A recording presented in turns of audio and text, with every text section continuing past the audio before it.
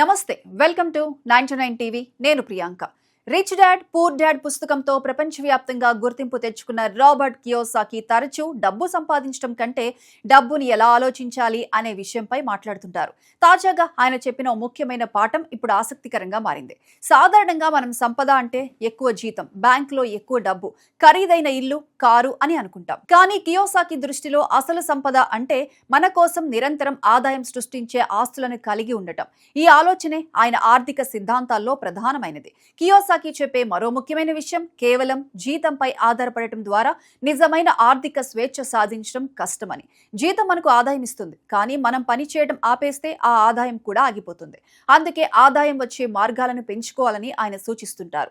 Real estate, వ్యాపారం, పెట్టుబడులు వంటి ఆస్తుల ద్వారా ఆదాయం సృష్టించుకోవటం ఆయన చెప్పే వ్యూహాల్లో ఒకటి. అయితే ఇందులో రిస్క్ కూడా ఉంటుంది. అందుకే కియోసాకి చెప్పే ప్రతి పెట్టుబడి ఆలోచనను అక్షరాల అనుసరించడం కంటే దాని వెనుక ఉన్న ఆర్థిక ఆలోచనను అర్థం చేసుకోవడం ముఖ్యం.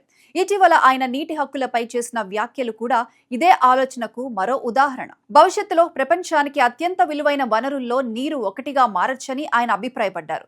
గత శతాబ్దంలో చమురు ఎంత కీలకమైన ఆస్తిగా మారిందో రాబోయే కాలంలో నీటి హక్కులకు అంతటి ప్రాధాన్యం రావచ్చని ఆయన పేర్కొన్నారు. అంటే కియోసాకి చెప్పే ప్రధాన పాఠం ఏమిటంటే భవిష్యత్తులో విలువ పెరిగే అవకాశం ఉన్న వనరులు, ఆస్తులను ముందుగానే గుర్తించే ఆలోచన విధానం కలిగి ఉండాలి. అయితే ఇక్కడ ఒక జాగ్రత్త చాలా అవసరం.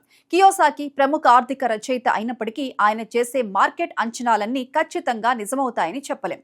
ఉదాహరణకు బంగారం, వెండి ధరలు భారీగా పెరుగుతాయని ఆయన ఇటీవల వ్యాఖ్యానించారు. అయితే పెట్టుబడి నిర్ణయాలు తీసుకునే ముందు సొంతంగా పరిశోధన చేయాలి. ఆయన వ్యాఖ్యలను వ్యక్తిగత అభిప్రాయాలుగా చూడాలని కూడా స్పష్టంగా చెప్పబడింది. అందుకే ఈ మొత్తం విషయాన్ని ఒక సాధారణ జీవిత పాఠంగా చూస్తే మనం సంపాదిస్తున్న డబ్బులో ఎంత భాగం వెంటనే ఖర్చవుతోంది, ఎంత భాగం భవిష్యత్తులో మనకు ఆదాయం తెచ్చే ఆస్తులుగా మారుతోంది అనే ప్రశ్న వేసుకోవాలి.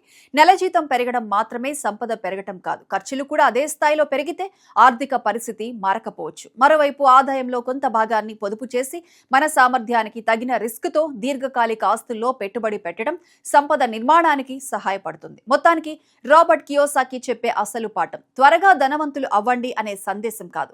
డబ్బు విషయంలో మన ఆలోచన విధానాన్ని మార్చుకోవాలి అన్నదే ముఖ్యమైన విషయం. జీతం ఎంత వస్తోంది అనే ప్రశ్నతో పాటు మన దగ్గర ఉన్న డబ్బు మన కోసం ఏం చేస్తోంది అనే ప్రశ్న కూడా వేసుకోవాలి. అయితే పెట్టుబడిలో రిస్క్ సహజం కాబట్టి అప్పులు చేసి లేదా ఇతరులను చూసి తొందరపడి పెట్టుబడులు పెట్టకుండా మన ఆదాయం, లక్ష్యాలు, రిస్క్ సామర్థ్యానికి అనుగుణంగా నిర్ణయాలు తీసుకోవడమే నిజమైన ఆర్థిక తెలివి. చివరికి కియోసాకి చెప్పిన ఈ పాఠంలో మనం తీసుకోవాల్సిన ముఖ్యమైన విషయం ఒకటే: డబ్బు సంపాదించడం ఎంత ముఖ్యమో సంపాదించిన డబ్బును సరైన విధంగా నిర్వహించడం కూడా అంతే ముఖ్యం.